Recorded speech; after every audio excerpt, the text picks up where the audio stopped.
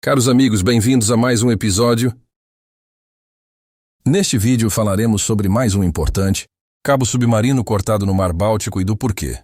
As autoridades locais acreditam que o culpado é novamente a Rússia. Para começar, vamos falar sobre os cabos submarinos. Essas estruturas incríveis, e muitas vezes ignoradas pela maioria, são as veias digitais do mundo moderno. Trata-se de uma intrincada rede de cabos de fibra óptica, depositados no fundo dos mares e oceanos, conectando continentes, transportando dados e alimentando a internet que usamos diariamente. Mas o que torna esses cabos assim tão importantes, apesar da abrangência cada vez maior das comunicações via satélite, com soluções relativamente baratas e acessíveis surgindo, como é o caso da Starlink de Elon Musk atualmente, cerca de 95% de todas as comunicações globais passam pelos cabos submarinos. Isso inclui não apenas aquilo que você vê ou envia pelo WhatsApp, mas também transações financeiras bilionárias e, é claro, comunicações militares de altíssimo valor estratégico. Eles também são críticos para a infraestrutura energética, como os cabos submarinos que transferem eletricidade entre países. Porém, toda essa gigantesca dependência também cria uma grave vulnerabilidade. Como estão localizados no fundo do mar, é difícil monitorá-los e protegê-los. E por isso eles se tornam alvos fáceis para sabotagem, espionagem e acidentes causados por atividade humana ou natural. E é aqui que entra o foco da questão, porque essas infraestruturas estão se tornando epicentro de tensões internacionais. Na geopolítica moderna, os cabos submarinos têm um papel muito mais abrangente do que apenas coletividade digital, sendo considerados alvos críticos em conflitos híbridos. Um tipo de guerra que combina ataques militares convencionais, desinformação e sabotagem de infraestruturas. Através da guerra híbrida, países podem se degladiar, atacando-se mutuamente em uma série de setores, mas evitando sempre cruzar o limiar, que poderia levar a uma confrontação militar direta. Por isso a guerra híbrida é a preferida quando uma grande potência quer atingir e afetar outra potência igualmente poderosa. E quando falamos de guerra híbrida, a Rússia é frequentemente citada como um dos principais atores globais. Desde a invasão da Ucrânia em 2022, a Rússia intensificou estratégias não convencionais para enfraquecer a Europa e os seus aliados, mas sempre, é claro, tomando o extremo cuidado de não provocar uma resposta militar conjunta da aliança. E é aí que os cabos submarinos entram na equação. Cortar ou danificar esses cabos não é apenas uma questão de gerar caos. Trata-se de uma estratégia para criar instabilidade, interromper serviços vitais e, ao mesmo tempo, enviar uma mensagem poderosa de que a Rússia está observando e tem os meios adequados para causar grandes e graves danos nessa infraestrutura crítica. Agora vamos entender como isso se manifesta no contexto do Mar Báltico, no norte da Europa. O Mar Báltico, nos últimos anos, tornou-se um verdadeiro campo de batalha subaquático.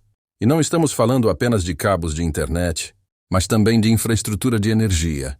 Em novembro de 2024, 2 cabos submarinos sofreram graves danos, um deles sendo um cabo de telecomunicações, conectando Helsinki, na Finlândia, a Rostock, na Alemanha, e outro, um cabo de internet, entre a Lituânia e a ilha sueca de Gotland.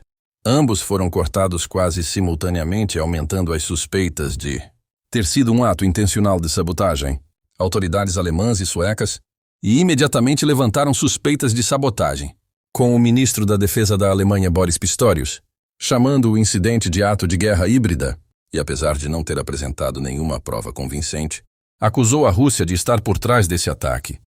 Avançando agora para o Natal de 2024, outro evento grave aconteceu com o cabo Estlink 2, que transfere eletricidade entre a Finlândia e a Estônia, sendo gravemente danificado. Junto com ele, de forma quase simultânea, cabos de comunicação também foram afetados. Aumentando as suspeitas de ter sido um ataque planejado, as investigações apontaram para o petroleiro Igors, registrado nas Ilhas Cook como o possível responsável, com a embarcação sendo apreendida por autoridades finlandesas, segundo as investigações. Esse ato de sabotagem se assemelha ao de novembro, quando um navio capitaneado por um oficial russo arrastou a sua âncora exatamente por áreas onde se sabe que passam cabos submarinos. O Igors é suspeito de pertencer à chamada Frota Fantasma de Vladimir Putin, composta por dezenas de petroleiros, com a missão de transportar e vender petróleo russo Violando as sanções ocidentais, esses petroleiros habitualmente muito velhos costumam navegar com o identificador desligado, conseguindo assim entrar em portos sancionados e transferir petróleo em alto mar. Uma operação perigosa e obviamente ilegal. Graças a essa prática, Vladimir Putin consegue vender milhões de dólares em petróleo todos os dias, com isso contribuindo para financiar sua invasão da Ucrânia, embora ainda não haja provas concretas. O evento lançou mais uma sombra de desconfiança sobre as atividades da Rússia na região, mas afinal, por que a Rússia teria tanto interesse em atacar cabo submarinos europeus? São três as razões principais, com a primeira sendo a desestabilização da Europa. Atacar essa infraestrutura crítica pode causar interrupções em larga escala, desde a queda de redes de comunicação até apagões elétricos, com isso podendo minar a confiança nas instituições e criar tensões internas, dificultando o trabalho de governança nos países europeus. Outra razão é o envio de uma mensagem. Esses ataques mostram que a Rússia tem a capacidade de agir em áreas sensíveis, criando um efeito psicológico tanto nos governos quanto na sociedade. E, finalmente, outra razão é o revide das sanções. Com o Ocidente impondo barreiras econômicas, ataques a cabos podem ser uma forma de retaliação indireta e bem menos rastreável. Dentro do contexto de guerra híbrida, esses movimentos permitem que a Rússia crie instabilidade sem um conflito militar direto, reduzindo os riscos de escalada, enquanto busca alcançar os seus objetivos. Diante desses ataques, a Europa está intensificando seus esforços para proteger sua infraestrutura submarina, com países como Alemanha, Finlândia e Suécia implementando mais monitoramento e discutindo soluções conjuntas.